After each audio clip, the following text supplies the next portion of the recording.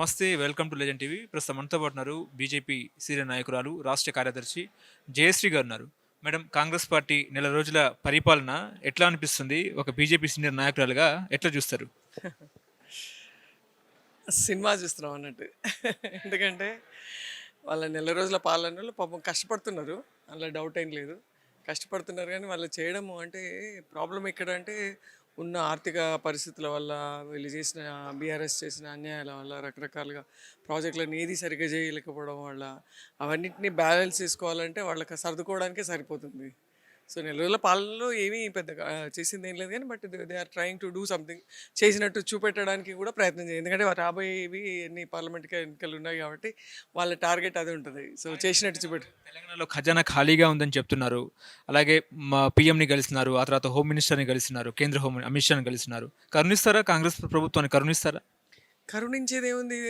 మా ప్రభుత్వంలో కేంద్ర ప్రభుత్వము, భారతీయ జనతా పార్టీ కానీ తరపున కేంద్ర ప్రభుత్వంలో ఉన్న ప్రతి మినిస్టర్ ఎవరిని, సెంట్రల్ మినిస్టర్, క్యాబినెట్ మినిస్టర్స్ ఎవరిని తీసుకున్నా కూడా కరుణించడం అని ఉండదు. ఎవరి కోట వాళ్ళకంతే. దేశం ఒకటే. ఈ తెలంగాణలో మా ప్రభుత్వం లేదని వేరే చూడడం, సాహిత్య తల్లి ప్రేమ చూపెట్టడం, అటు వేరే మా ప్రభుత్వం ఉన్న దగ్గర ఎక్కువ అలా ఉండదు. అందరికీ సమాన న్యాయం ఉంటుంది. ప్రోరాటా బేసిస్ ఉంటుంది. ఒక క్యాండిడేట్కి ఇంత అని అన్నట్టు, ఒక మనిషికి, ఒక పౌరుడికి ఇంత అని అన్న బడ్జెట్ మీదకి వెళ్ళి ప్రతి మినిస్ట్రీలో అలాగే ఉంటుంది. అదే రకంగా చేస్తారు.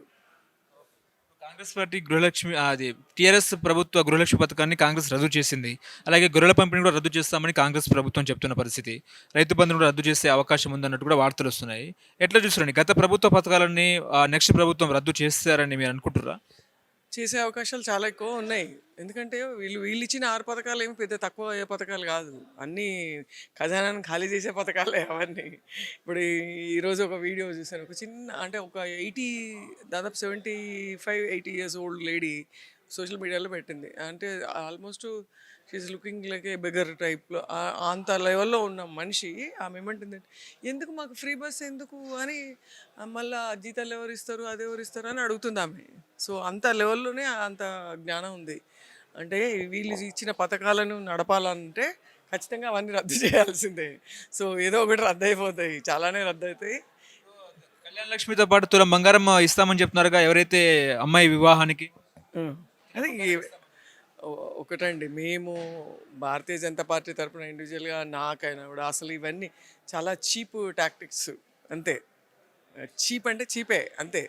ఓన్లీ ఓటర్లను కొనుక్కునే పద్ధతి. వాళ్ళను ఇప్పుడు మనము ఏమంటాము, కరప్షన్ తగ్గించాలి, కరప్షన్ చేసిన వాళ్ళని పట్టాలి అని చెప్పేసి పెద్ద లెవెల్లో, ఇంటలెక్చువల్ లెవెల్లో మాట్లాడుతూ ఉంటారు. మినిస్టర్స్ లెవెల్లో అందరూ కూడా మాట్లాడేది అది. ఇక్కడికి వచ్చేసరికి నువ్వేం చేస్తున్నావు? కరప్ట్ చేస్తున్నావు వాళ్ళని. అది తప్పు కదా. వాళ్ళకు నీకు ఇది ఇస్తాం కాబట్టి నాకు ఇది ఓటేయి అని చెప్పడం అనేది ఆ కరప్షన్ పద్ధతి అనేది కింది స్థాయిగా పోతుంది. అది తప్పు. లోక్సభలో ఈసారి ఎన్ని సీట్లు వస్తాయండి మీకు? మాకు 10 పైనే వస్తాయి ఖచ్చితంగా. 10 పైన వస్తాయి. అయితే మీరే ఓన్ చేసుకున్నారా? ఖచ్చితంగా ఓన్ చేసుకుంటాం. ఎందుకు చేసుకోం? మేమంటే అది ప్రజల కార్యక్రమము. మేము కష్టపడ్డాం కాబట్టి మేము ఓన్ చేసుకుంటున్నాం. ఆయుధం చూపించే ఓటు అడుగుతారా? అలా ఏదేం లేదు. It is part of it. ఎన్నో సక్సెస్ స్టోరీస్లో అదొక సక్సెస్ స్టోరీ అంతే. దేశానికి సంబంధించిన ఎన్నో కార్యక్రమాలలో చాలా సక్సెస్ఫుల్గా ఎన్నో 370 ఆర్టికల్ తీసుకున్నా, ట్రిపుల్ తలాక్ తీసుకున్నా, ఇట్లా రకరకాలుగా డిఫరెంట్ సెక్షన్స్లో తీసుకున్న, ఆత్మనిర్భర్ భారత్ తీసుకున్న, ఇవన్నీ ఎన్నో సక్సెస్ స్టోరీస్లలో రామ మందిర్ అనేది ఒక సక్సెస్ స్టోరీ. తప్పకుండా ఓన్ చేసుకుంటాం. సోనియా గాంధీ పోటీ చేసే అవకాశం ఉందని చెప్తున్నారు.